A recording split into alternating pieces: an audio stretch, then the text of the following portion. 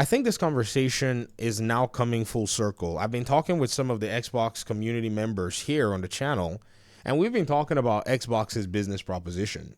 Okay, at this point, I have to say there seems to be a somewhat of a fear that Xbox's consoles are going to go away, or Xbox is going to die in one way or the other because they're moving their games to PlayStation and because their games are all over the place. Now, again, I wanted to go ahead and see if this particular claim can answer some questions that are actually based on what the evidence and what the data is showing. I've also made a few videos pointing out how if studios don't sell games, they close down. Doesn't matter who owns the studio because we've seen a lot of it.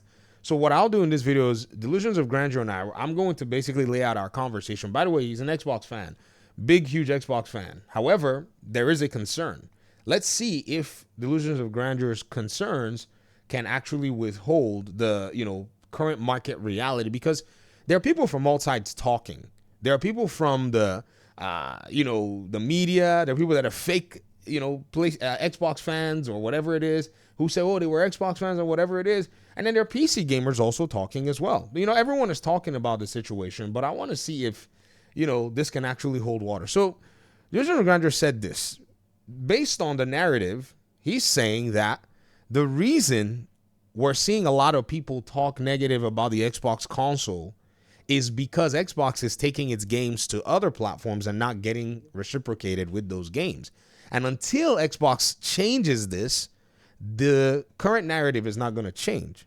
Here it is. He says, it's all because Xbox is the only console not gaining other console games. That's the issue. Until that's fixed, things won't normalize. It's a massive, massive problem, and it should be easy for anyone to understand. No, I don't understand, because apparently, Delusions of Grandeur, what you're saying is these people should, if Xbox does not change, they can keep on blackmailing Xbox. They're clearly lying. So why should I want to understand the nonsense that they're saying? Again, you as an Xbox fan need not worry about all these people. And I think that's the thing that we're seeing that's causing dissatisfaction, is because as a gamer, you're focusing on these folk. And so their own messaging and their own missive is already bothering your enjoyment of video games. You said, sadly, it's a problem that Microsoft, to Microsoft themselves. Unless the so-called market changes, will start bringing those games over to Xbox this year. I keep hearing of this market change, but so far, Xbox gamers are the only ones not seeing any benefit of this change that's supposed to affect Sony. It's been almost 2 years already and still no change for Xbox games, and it probably won't happen this year either. So it's useless if we have to wait and all the way to next gen to possibly gain it. You're not going to gain these PlayStation games so easily. Do you know why? PlayStation is modding the books to actually make this happen. I showed you guys the squigglies on a different video. PlayStation would rather do this than bring a game to Xbox easily. Now, they will in some cases. I'll show you different methods they're using. But this is the accounting that PlayStation is using that's making everybody say, but where are the PlayStation games? They make a game. This is the game right here. This is the box physical copy. Yeah, those of you who love physical copies, yeah, I see you salivating. They push the game to the market, but only to their own consoles. If the game sells well, they're comfortable and it makes its money. Consider Starfield in this particular instance. Do you see Starfield anywhere else compared to, you see it on, it's on PC, right? And it's on Xbox. I don't think it's going to go to PlayStation for at least like 4 or 5 years. It won't need to, because if you look at its sale price is still healthy. It's about the same almost as Indiana Jones. That's the game on a discount, right? And the game has made its money back. But if they take their game and the pie is small in terms of PlayStation, they'll move it to Steam, which is another pie, right? Instead of go to Xbox, you know what they're going to do? Instead of making sales, they're going to save money. And what they do is they're going to go ahead and can their developers, close studios down, find a way to reduce workforce so that they save money on this end while pushing their games to PlayStation players, right? Pushing it to Steam players, and then also doing the remaster hustle, the remaster. This is what they're doing. Does that make sense? There is no way that their own first party sales suck so bad that they will not need to sell more copies or engage in workforce reduction, of which we've seen in 2024 how much they reduced their workforce, how much they canceled numerous live service projects, because some of them were by even, other studios out there, second party, third party agreements, and all of the above. That is what they're doing. They're doing it because they know that this is the way that their business will stay sustainable. Somewhere, the money's got to come from somewhere. The money has got to go somewhere. The money is going to have to stay somewhere. Does that make sense? So if you're waiting for PlayStation games to come to Xbox, go buy a PlayStation or go buy a PC. You understand what I mean? Because it's all about perception. They're just making it seem like, oh yeah, we're PlayStation, we got this. Do you know how I know it's all about perception? We can always go ahead and look at their financial statements, right? Their financials. When we look at their financials, we'll realize that, oh, PlayStation's financials show the last quarter, where they shipped 75 million units of consoles, they dropped in first-party sales. Check this out. It says PlayStation 5 and PlayStation 4 software combined sold 95.9 million units during the 3 months ended December 31st, 2024, which is up 6.2 million from the 89.7 million software sold during the same period. They sold more software.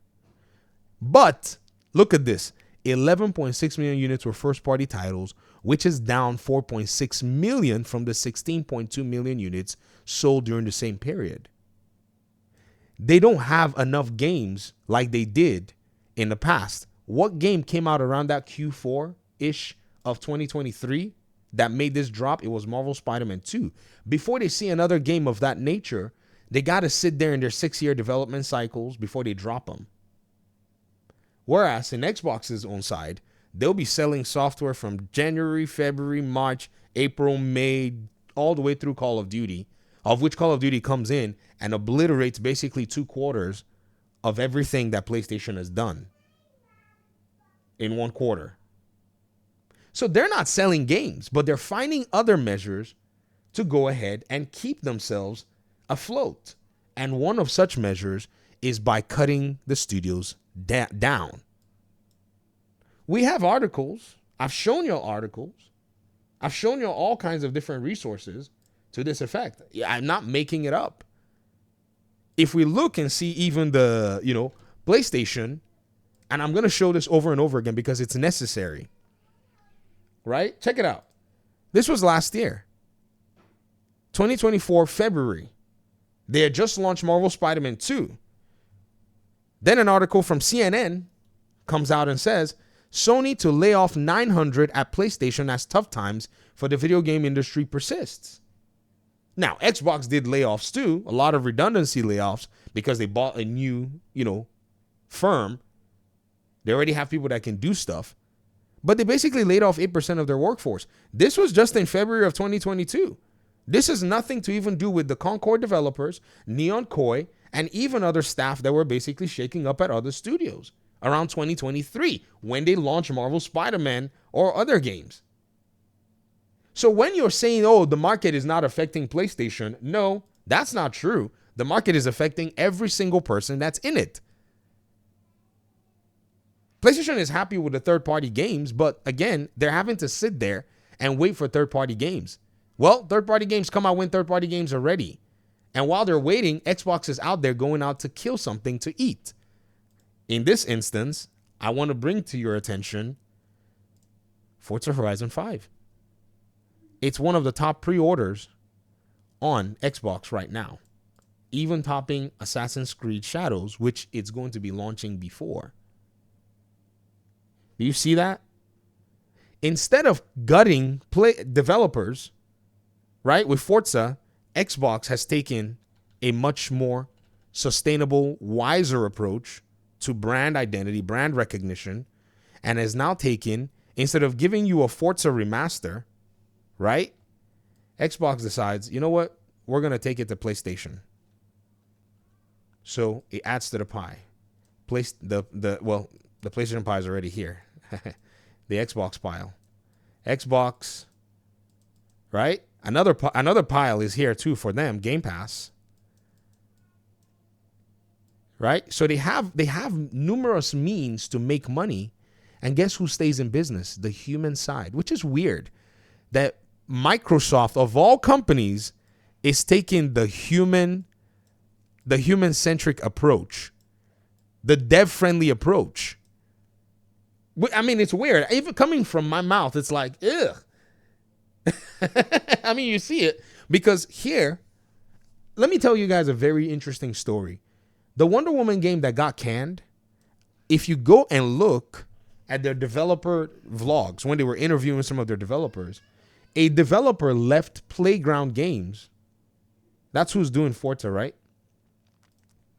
A developer left the Forza developers and went to go work on that Wonder Woman game. I remember watching the interview. I don't know who, is it Playground Games? I don't know who it is exactly. Please, if I made a mistake on the developers of Forza, please let me know. Yeah. I don't know if that developer was still there when the studio closed or if he maybe, went back and said, hey, man, give me my job back or whatever. But he did go to, I don't want to show the name or I don't want to show the face. You can find this video if they still have it on, on their media outlets that, pertain to Monolith. And if he's still in that studio, the sad reality is his job is gone. Let's get back to the comments, though, because I really wanted us to paint this picture. And then we start looking at the comments and we see if the concerns and the fears are actually valid. So I said this. Why should Xbox be concerned about non-Xbox players and what they think? If Xbox closes studios because of poor game sales, would you like that? You said they seem more concerned about giving to non-Xbox gamers right now. I wish they weren't, but this is what it is. It's not the case, Delusions of Grandeur. Why? Because you've had this game in your coffers for 4 years.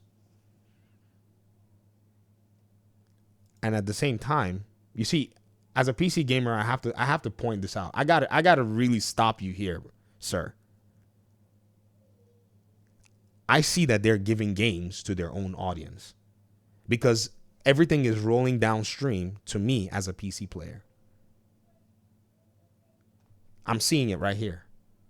Like, you know what I mean? My eyes can't deceive me from what I'm seeing. Every game that Xbox is launching is coming to you. Every single one. Every single one. There's probably this one game that went early access that was done on PC that hadn't shown up on Xbox. I think it's Towerborn or something. They were going to do a small delay about it or something. But other than that game, once it's cooked and ready for the Xbox, probably not passing certification in some sense, that game is coming to you. And I'm sure, many people didn't even know about this because even though one game is somewhere, there's still other games that are cooking coming your way. This is a very interesting conversation. And I like, this is the kind of conversation I want to have over, beers. I said, that's not what I asked. Answer the question. And so we kept talking and, going on for the sake of brevity. And Delusions of Grandeur finally answered the question. He said the answer is that the studios should not close since games will be available to almost everyone. You said they are, the least at risk than Game Pass itself. Then Game Pass also gives studios an extra outlet to make more money on top of sales. Delusions of Grandeur, when you answered this particular question this way, you said, now if a studio has mass failure after failure, then they probably will be closed. Ultimately, games aren't made for free. They need to bring in profit. So pretty much you're acknowledging the reality that if studios aren't making money, they need to close. Then Jez, Sambushi Reverend, said, I actually agree with him.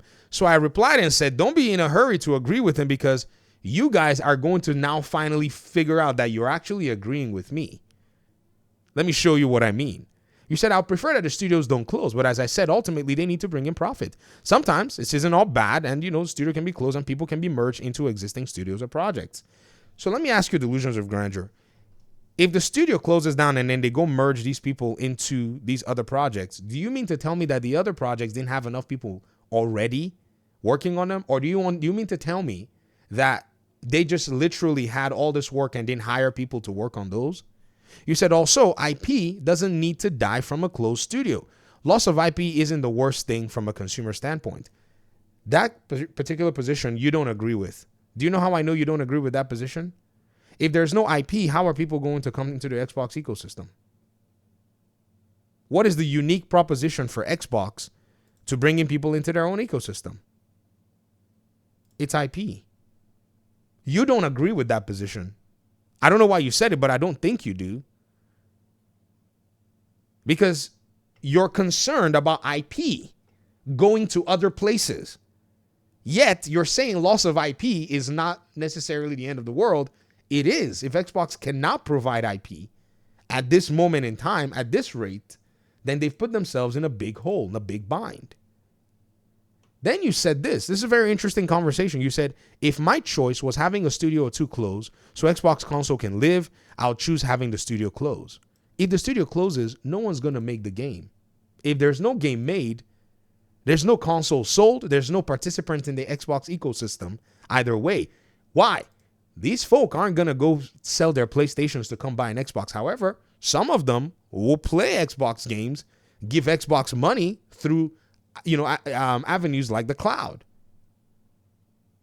See, guys, you have to look at the big picture and not miss the forest because you're over staring at one or two trees. If you do that, you'll be highly, misdirected by a lot of the people who want to make you unhappy on the internet. Right? So check this out. You said other studios. So I asked, as for IP, if an IP dies and the studio closes, who's going to develop the game? It's not like there are a bunch of devs just sitting around to make the IP. You said other studios. Microsoft has their Forza studio making Fable, and Halo, from what I understand, has handed off, and Halo was handed off to another studio as well. You mean to tell me that their developers just sitting on payroll, not doing anything? I'm just asking. You said this. This is what you said. You said their own first-party studios aren't going to magically close down. Oh, they will. If they don't sell games, they will close down. They will close down. I'm telling people that Arcane closed down because Redfall did not move. Some people said, well, it's because Redfall, the developers were not being upfront with Xbox about, the condition of the game. That makes no sense. Phil could have just said, beam me a build of your game wherever I am, and he would have tested it himself. Maybe the studio was not meeting its own, internal metrics or its own internal standards. You said occasionally new studios are formed as well. Where are they going to get the money to form new studios? if sales of software are not coming in, because it sure as heck ain't hardware sales. It sure as heck not hardware sales.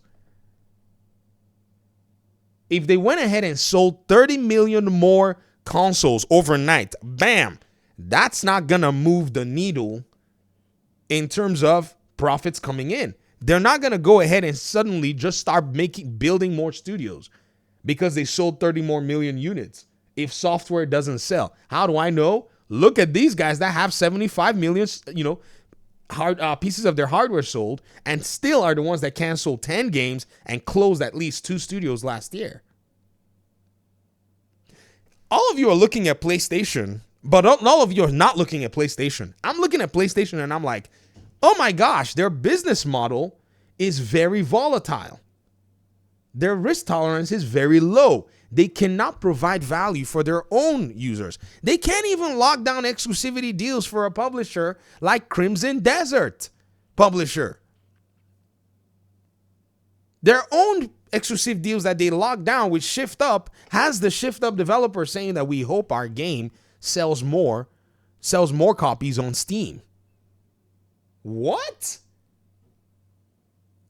Their game of the year sold barely 2 million units. See, you can't expect Xbox to follow this business model. It's foolishness. PlayStation's business model is pure foolishness in this particular market today. That's why their devs left and right are shaking in their boots. Because at any moment anything becomes just risky, bam! They will can developers. This is not even a problem. out there in the industry where there's not a sustainable path for you to make money and bring money in, your developers are basically fodder. That's why developers are mad. Their jobs are not secure because of the volatility of the market. And Xbox has decided it's going to create stability within its ecosystem and find numerous ways to ensure that gaming can still be a thing. They want gaming to do well. Why? Because they profit if there are gamers and developers still in the business. Like I said, it seems like we're about to miss the forest for a few trees. And so you said they could also do what Sony is doing as well with Helldivers and have third-party studios make the game. Did they not try to do that? Did Xbox not try to do that? Huh? Did Phil Spencer not try to do that? Delusions of Grandeur, it was you and the other Xbox fans that called me out when I was mad at Xbox about Scalebound. Y'all said to me, go and do your research. And so when I went in and started doing my research, what did I find? I found out that Scalebound was them giving Platinum Games money to make a game for them, yet Platinum Games was using the money to go make another game. Did they not try to do that? Then, when they went ahead and worked with the developers, Rise of the Tomb Raider developers, right? Rise of the Tomb Raider, when Xbox went ahead and money had it, the whole media dragged them through everything. And Phil Spencer prefers that he puts that money into his own studios, which is a better business model. Why should he go follow the trashy business model that PlayStation is putting out here?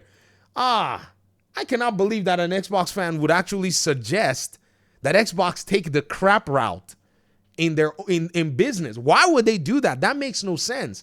It is specifically because of Xbox's business model that PlayStation confirmed that their pillars are dated and behind the competition.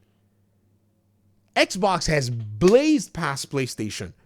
PlayStation is selling console units to no end in terms of their own personal software sales, whereas Xbox has decided we are going to sell software come cloud or high water. They're going to sell software. And at the same time, while selling software, we're still going to have consoles and still serve the console market that we built because we found a way to make this happen. PlayStation doesn't even have the money to go ahead and be paying third-party studios. They just closed down 10 live service games. Some were from third-party studios. Am I wrong? The PlayStation live service Horizon game. So it says Horizon Online project not canceled. The one by Guerrilla, but one was being developed by NC Soft. It was first known as Project H or Project Skyline. It's canceled. NC Soft is a third-party developer. Why would Xbox go do that? Of which, even to be fair, they are kind of doing that, but they're doing that in a sustainable way with developers that are working in conjunction with their developers or with their publishing. And that's why we're getting Ninja Gaiden 4. They're doing it all, which is crazy. They're doing it all, but they're doing it in a sustainable way. Ninja Gaiden 4. Where is it at? There's not a page listed for this. They need to get a page listed for this on the PC side, ASAP. Again, so he says, even Perfect Dark is brought back with new studios working on it. I don't know who's working on Perfect Dark. You said there will always be studios, more or less, for gaming as a whole. Somehow dies. Look at Sega and their platform is completely dead. Their studios are thriving and they're still pumping out new games. Well, you just proved my point. Sega is making money and is doing well with its studios doing well. Why? Because the hardware business was not viable for them. And so they invested in their studios. In the case of Xbox, their hardware business is viable for them. 30 million. They make more money on their consoles. Phil Spencer's words, even from my calculations where I showed you Game Pass bringing in, over 3 billion a year, and even looking at the 100% they get in terms of sales from their own software, which they have a bunch of. But they're not leaning or depending only on their consoles anymore. They now have Game Pass. They now have cloud.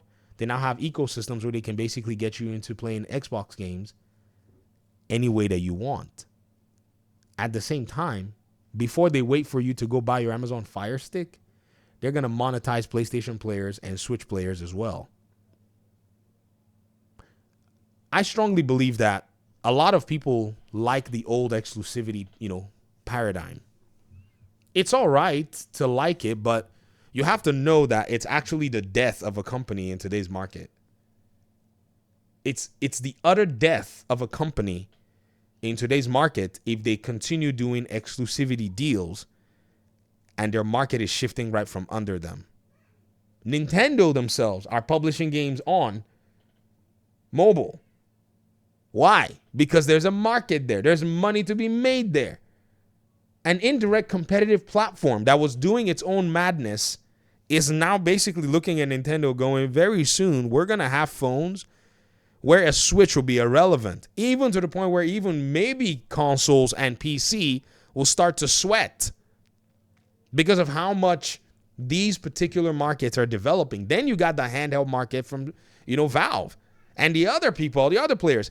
It's only 1,000 cuts you need for you to die. And if Nintendo does not adjust to the market, it's going to see a quick 1,000 of those cuts. But I thought I'd make this video because, man, this is a very important piece of the conversation that must be had. All the people that are running around on Twitter, delusions of grandeur, that are maybe, trying to foment all this talk, it's absolute nonsense. Many of them have no clue. They have no clue, right?